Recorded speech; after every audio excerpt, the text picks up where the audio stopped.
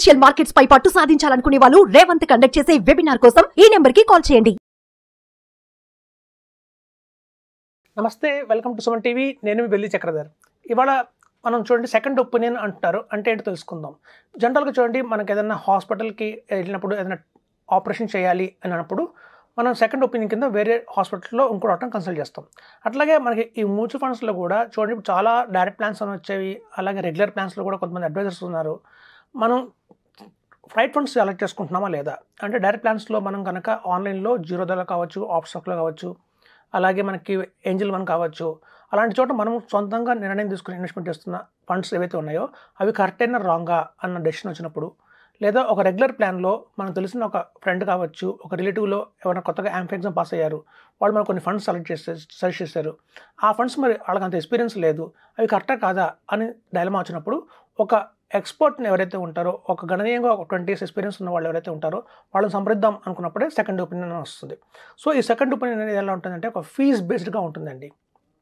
అయితే మీరు ఎవరైనా అడ్వైజర్స్ని సెకండ్ ఒపీనియన్ కోసం అడ్వైస్గా తీసుకున్నప్పుడు వాళ్ళు ఒక 1000 rupees ఫీజు ఛార్జ్ చేసి మీకు ఒక best of the best 5 funds suggest చేయడం జరుగుతుంది.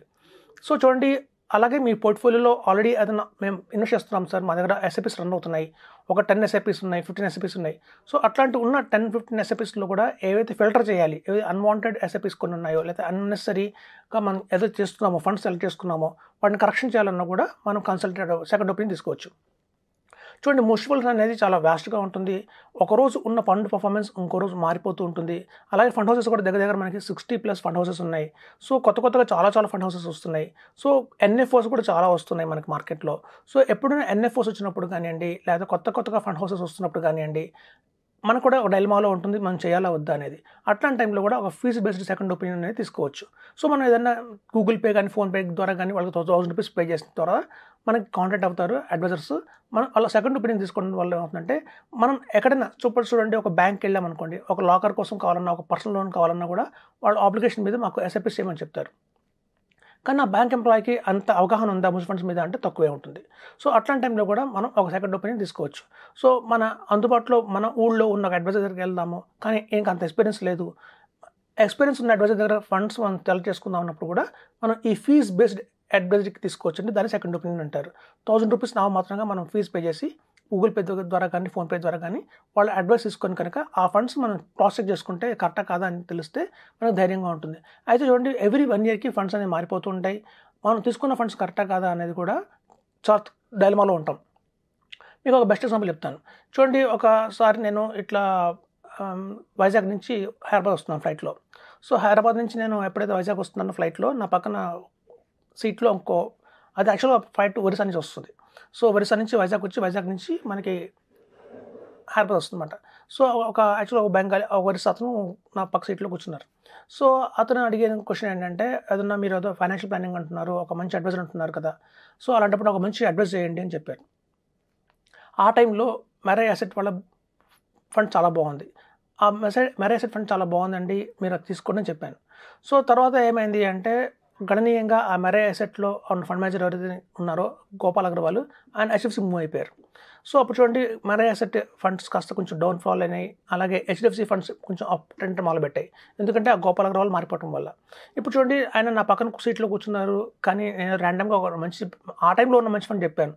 కానీ ఎప్పుడైతే మార్చుకోవాల్సి వచ్చిందో ఆ ఫండ్ని ఆయన నా కాంటాక్ట్ చేసినట్టు కాంటాక్ట్ చేయలేదు, ఎందుకంటే ఒక ర్యాండమ్గా మనకు తగిలారు కాబట్టి మనం చెప్పలేము. సో ఇట్లా సెకండ్ ఒపీనియన్లో కూడా మీరు ఏం చేస్తారంటే, ఈ ఇయర్ తీసుకున్నారు సరే, అలాగే ఎవ్రీ ఇయర్ కూడా కాల్ చేసి కన్సల్టేషన్ తీసుకుని, అలాగే ఆ ఫండ్స్ అప్పటికి కూడా బాగానే ఉన్నాయా లేవా అని క్రాస్ చెక్ చేసుకోవాలి. సో కాబట్టి ఏంటంటే అండి, ఒక ఫైనాన్షియల్ అడ్వైజర్ మీకు లేడు, మేము డైరెక్ట్ ప్లాన్స్లో ఇన్వెస్ట్ చేసుకుంటున్నాము, లేదా మనం చేస్తున్న అడ్వైజర్ దగ్గర అంత ప్రాపర్ నాలెడ్జ్ లేదు అని డౌట్ వచ్చినప్పుడు సెకండ్ ఒపీనియన్ కింద మీరు ఒక మంచి అడ్వైజర్ని కాంటాక్ట్ చేసి, మీకు తెలిసిన అడ్వైజర్ని కాంటాక్ట్ చేసి ఫీజ్ బేస్డ్ కింద కూడా మీరు తీసుకోవచ్చు. అది సెకండ్ ఒపీనియన్ అంటే. ఇప్పుడు చూడండి, మనం ఎంత మ్యూచువల్ ఫండ్స్ ఇన్వెస్ట్మెంట్ చేసినా కూడా నేను చెప్పేది కేవలం 50 లక్షలు మాత్రమే, కేవలం 50 lakhs వరకు మాత్రమే మ్యూచువల్ ఫండ్స్లో మనం ఉండాలి. ఎప్పుడైతే 50 lakhs మనకి దాటాయో, కార్పస్ దాటాయో అంటే మనం PMSకి మూవ్ అయిపోమని చెప్తాము. ఎందుకంటే PMSలో మనకి అధిక లాభాలు వస్తాయి, అక్కడ ఒక టాప్ మేనేజ్మెంట్ ఉంటుంది, ఒక కార్పొరేట్ లెవెల్ అడ్వైజర్స్ ఉంటారు, వాళ్ళు చూసే ఫండ్స్ కావచ్చు, స్టాక్స్ కావచ్చు, మనకి అబ్నార్మల్ రిటర్న్స్ అయితే గ్యారంటీగా వస్తాయి. సో కాబట్టి ఒక రీసెంట్గా చూడండి, ఒక మంచి సినిమా వచ్చింది నానిది, ఏంటంటే సరిపోతా శనివారం. సో ఒక సరిపోతే శనివారం అంటే ఏంటంటే ఒక సినిమాలో నాని చాలా యాంగ్రీ మ్యాన్గా ఉంటాడు, వారం అంతా ఫైట్ చేస్తూనే ఉంటాడు. సో వాళ్ళ మదర్ చెప్తుంది మొత్తం వారం అంతా ఫైట్ చేయకు, ఏదో ఒక రోజు డిసైడ్ చేసుకో, ఆ రోజు నువ్వు ఫైట్ చేయని చెప్తే శనివారం స్వీట్ చేసుకుంటాడు. అట్లాగే చూడండి సరిపోతే 50 లక్షలు. మ్యూచువల్ ఫండ్స్లో మనకి చాలా మటుకు 2 కోట్లు కావాలి, 3 కోట్లు కావాలి అంటే చాలా టైం పడుతుంది. సో మ్యూచువల్ ఫండ్స్లో మనకు కావాల్సింది ఏంటంటే 1 crore 2 crores అక్కర్లేదండి, కేవలం 50 లక్షలు చాలు. ఎప్పుడైతే 50 lakhs మనం టచ్ అయ్యామో వెంటనే పిఎంఎస్ మూవ్ అయ్యమని చెప్తున్నాం. అక్కడ మీకు ఏంటంటే డైరెక్ట్ ప్లాన్స్ ఉంటాయి, అలాగే ఒక ప్రాపర్ గైడెన్స్ వల్ల మనకి ఒక అడ్వైజర్స్ ఉంటారు. సో దానివల్ల మీకు అధిక లాభాలు అయితే గ్యారంటీగా వస్తాయి. ఎప్పుడైతే మనకి చూడండి డైరెక్ట్ ప్లాన్స్ విత్ అడ్వైజర్స్ మన కాంబినేషన్లో వచ్చిందో అదే పిఎంఎస్. సో అట్లాగే మనం కనుక ఒక మంచి అప్రోచ్ 50 lakhs దాకా రావాలి అంటే ఆ 50 lakhs దగ్గర రెడీగా మన దగ్గర లేవు అంటే మాత్రం ఒక మంచి ఒపీనియన్ తీసుకొని, సెకండ్ ఒపీనియన్ తీసుకొని ఒక అడ్వైజర్ ద్వారా fast track SIPs, fast track funds తీసుకొచ్చండి. వాళ్ళకున్న నాలెడ్జ్తో మనకి ఏ ఫండ్స్ అయితే మనం త్వరగా 50 lakhs చేరుకుంటామో ఆ ఫండ్స్ మాత్రం వాళ్ళు సజెస్ట్ చేస్తారు. కాబట్టి దానివల్ల త్వరగా మనం 50 lakhs పూర్తి చేసుకొని మనం కనుక పిఎంఎస్ మూవ్ అయిపోతే అది లాభాలు ఉంటాయి. చాలామంది అడిగే క్వశ్చన్ ఏంటంటే పిఎంఎస్లో సిస్టమ్ విత్డ్రాల్ ప్లాన్ ఉంటుందా? చూడండి మనకు వచ్చిన నాన్ డిస్క్రిషనరీ పిఎంఎస్లో best of the best 5 balance advantage funds select చేసుకుంటారు వాళ్ళు. సో ఎవరైతే టాప్ మేనేజ్మెంట్ ఒక కార్పొరేట్ లెవెల్లో వాళ్ళు కనుక best of the best balance advantage funds తీసుకున్నారో 5, వాటిని మనం 1 year దాకా వెయిట్ చేయాలండి. ఎందుకంటే ఎవ్రీ మంత్ తీసుకుంటాం వల్ల ఏమవుతుందంటే షార్ట్ టర్మ్ క్యాపిటల్ గెయిన్స్ ఎక్కువ పడిపోతుంది, దాని ట్యాక్స్ ఎక్కువ కట్టాల్సి వస్తుంది. ఆఫ్టర్ 1 year ఏమవుతుందంటే మనకి long term capital gain tax కింద ట్యాక్స్ తగ్గుతుంది. At the same time 1.25 lakh దాకా ఎగ్జంప్షన్ కూడా ఉంటుంది. కాబట్టి గణనీయంగా ట్యాక్స్ తగ్గించుకునే వాళ్ళు అవుతాం. అలాగే మన పోర్ట్ఫోలియోని ఊరిని ఎవ్రీ మంత్ డిస్టర్బ్ చేయకుండా ఇయర్లీ వన్స్ తీసుకుంటే దానివల్ల ఏమవుతుందంటే ఈ మార్కెట్ అప్ అండ్ డౌన్కి మనం బ్యాలెన్స్డ్గా ఉన్నప్పుడు మన మార్కెట్లో ఎక్కువ ప్రతి మంత్ తీసేసుకుంటే యూనిట్స్ మనకే కట్ అయిపోతాయి. చూడండి ఎస్డబ్ల్యూపీ ప్లాన్లో వాళ్ళు చేస్తుంది ఏం లేదు, మన యూనిట్స్ మనకే అమ్మిస్తున్నారు. సో అట్లాంటి టైంలో మనం ఎవ్రీ మంత్ తీసుకోకుండా ఎవ్రీ మంత్ తీసుకోవడం వల్ల ఏమవుతుందంటే మనకి డ్యామేజ్ ఎక్కువ అవుతుంది పోర్ట్ఫోలియోకి.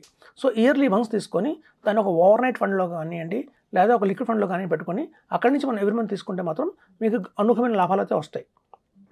సో ఇదండి ఒక సెకండ్ ఒపీనియన్ మీద చెప్పాలంటే మీకు కనుక ఒక అడ్వైజర్ కావాలి, కానీ మేము డైరెక్ట్ ప్లాన్స్లో ఎక్కడో ఆల్రెడీ ఇన్వెస్ట్ చేస్తున్నాం అన్నప్పుడు కానీ మీరు క్రాస్ చెక్ చేసుకోవాలి మనం చేస్తున్న ఫండ్స్ కరెక్టా కాదా అనుకున్నప్పుడు కూడా సెకండ్ ఒపీనియన్ తీసుకోవచ్చు. దీనికి ఫీజు మాత్రం 1000 rupees ఉంటుంది. అది గూగుల్ పే, ఫోన్పే ద్వారా మనం పే చేసి మన అడ్వైజర్ తీసుకోవచ్చని చెప్తున్నాను. Thank you.